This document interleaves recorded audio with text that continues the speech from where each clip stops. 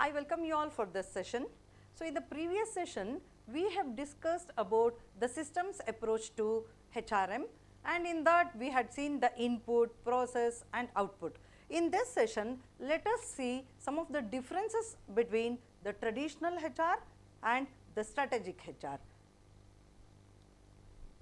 So, traditional HR and strategic HR, we have different functions where it is different from one another. So, in the traditional HRM, the focus is primarily on the administrative task and only to the routine activities which is related to the human resources. But whereas in the strategic approach, it focuses on not just the routine functions, it also focuses on aligning the HR with the organization's overall strategic goals and objectives. And this traditional HR, it is transactional and reactive in nature, and this is only aims at ensuring the compliance with the employment laws and regulations. See, that means to say this HRM is working only within the boundary. This is just concentrating on the administrative work as well as the routine work of the organization, where strategic HRM is going beyond that. It emphasizes the strategic value of employees and seeks to the influence of the employees' skills and capabilities to gain a competitive advantage. Whereas this traditional HRM, we cannot see all those. Okay. And when we come to the objectives of HRM, say the primary objective of traditional HRM is to handle day-to-day HR operations effectively. Say day-to-day functions is the recruitment, selection, training, development and placement, orientation, separation, promotion, transfers, etc. Okay, that is what. So, it includes activities such as recruitment, selection, compensation, benefit, administration, performance management. But when we look at the objective of strategic HRM, it is to contribute to the achievement of the organization strategic goals, and this aims to develop and implement HR strategies that enhance organizational performance, employee engagement and long-term competitiveness. By this we can see that it has a broader perspective than this traditional HRM. Nowadays, traditional HRM is not followed in all organizations. All are looking, I mean to say, if you want to develop, as we discussed in a previous class, we need to concentrate on the change of technology, we need to update ourselves. Then in order to update ourselves and in order to match with the compliance, like we need to go with the strategic HRM. And when we look at the approaches of traditional HRM, it tends to adopt a functional approach which is just focusing on specific HR functions and tasks in isolation. Okay. So, this operate with limited integration between the HR and other department. Say whatever is required, everything would be done by the HR department itself rather than consulting other departments. Okay. And decision making is typically top down and hierarchical approach. That means to say whatever the decisions that has been given by the higher authorities would be followed by the lower level employees.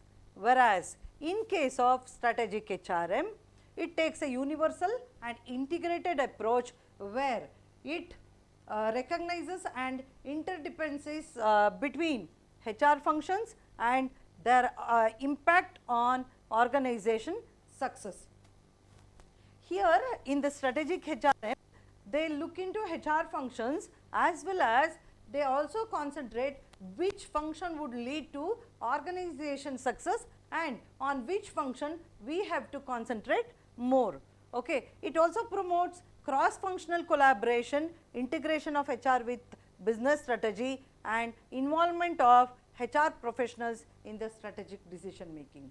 See here there is literally zero involvement of the employees in decision making process, where you could see in the strategic HRM, HR professionals have been included in strategic decision making.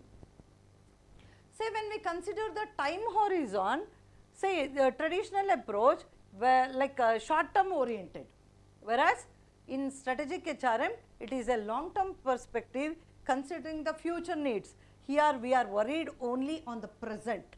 Okay. Short term oriented, focusing on immediate operational needs and solving the current HR issues, that is what I said. So here we are concentrating what is required today in the traditional HRM, and in the strategic HRM we are worried even about future. Okay. It may lack long term planning and forecasting, that is what we are living in the present, we are thinking about the present today, what are the operational functions that has to be done in the organization. We are we are worried only about so much in the traditional HRM, whereas in the strategic HRM it engages in strategic workforce planning, talent management and succession planning to ensure right supply of skilled employees. So, in the previous class, if you have seen the videos, we have discussed about this succession planning. So, I had told you, if a director is met with an accident or due to unexpected death of one of the board member, so what has to be done?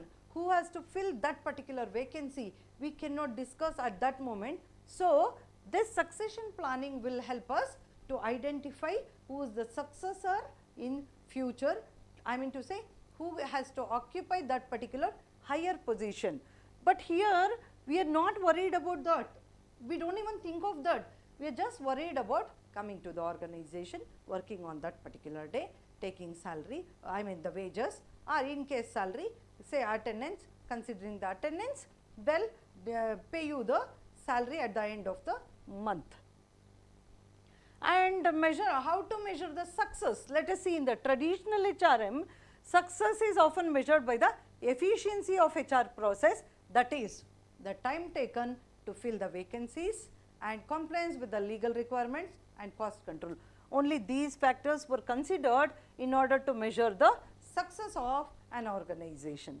Whereas in strategic HRM, the success is measured by impact of HR initiatives on organizational performance and competitiveness.